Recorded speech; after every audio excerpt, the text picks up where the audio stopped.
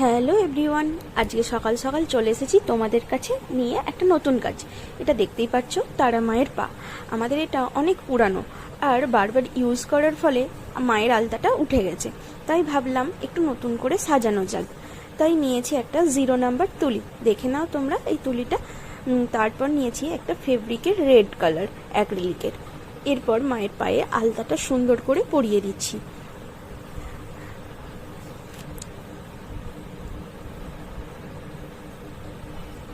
যেমন আগে পরানো ছিল ঠিক সেইভাবেই পরাবো, তবে একটু আধটু চেঞ্জ করব, যে একটু পায়ে বা সুন্দর করে জবা ফুল আঁকার ইচ্ছে আছে, তার ওপর একটু একটু নূপুর পরানোর ইচ্ছে আছে। দেখি কতটা কি হয়, তোমরা পুরো ভিডিওটা দেখো, দেখলে বুঝতে পারবে। আর ফাইনালি কীরকম লাগছে সেটাও আমাকে জানাতে ভুলো না। এই দেখো, দেখেছো ক্যামেরাটা অন করতেই ভুলে গেছি, আর তখন তার মধ্যেই আমি জবা ফুলটা এঁকে ফেলেছিলাম। তারপর মনে পড়লো যে ক্যামেরাটা অনই করা হয়নি।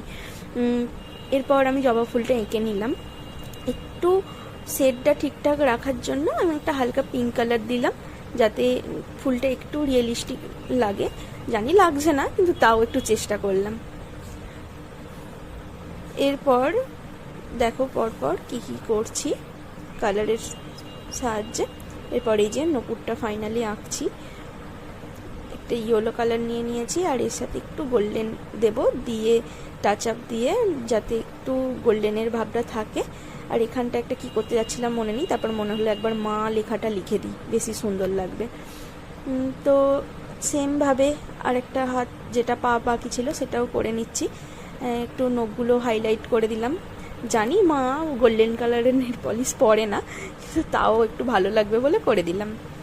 আর এখানটা একটু বড্ডই ফাঁকা ফাঁকা লাগছিল, তাই একটা কলকা করে দিয়েছি ছোট করে। এরপর দুটো পাশাপাশি দেখো, তারপর মনে পড়লো যে এখানে জবা ফুলটা একটু সাদা কালার দেওয়া হয়নি, তাই রংটা নিয়ে আবার একটু সাদা কালারটা করে দিলাম। এরপর ফাইনালি কীরকম লাগছে তোমরা জানাও। দেখো এটা ফাইনাল লুক।